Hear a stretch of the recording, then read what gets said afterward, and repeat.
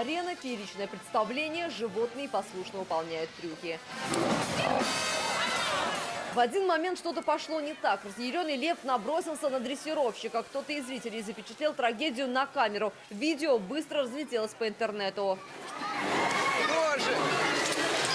Страшное видео приписывают Казани. Якобы оно произошло во время последнего представления. Сейчас в столице Татарстана на гастролях находится цирк Гейрадзе. Хочу сразу, я не знаю, успокоить жителей Казани. Ничего такого у нас не произошло. Представление у нас было в субботу и воскресенье. Группа из хищников вся в порядке, дрессировщица на месте, живая, здоровая.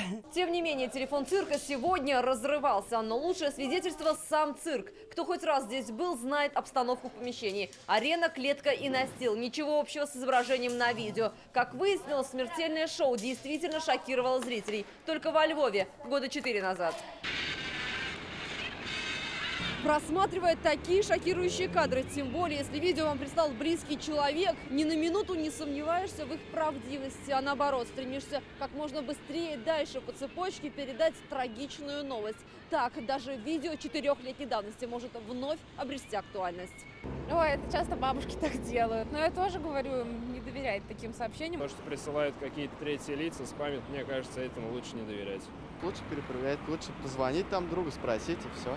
Ну, я проверяю обычно эту информацию, если она реально интересна, а так обычно удаляю, конечно. Зараженные мандарины на прилавках, смертельно опасная вакцина, предупреждение о нападении террористов. Одни из последних фейковых сообщений. Распространяется такая информация с небывалой скоростью. И вот кто-то уже отказался от цитрусовых, другие от прививок, третьи побежали в бомбоубежище. А в итоге всего-то стоило информацию перепроверить.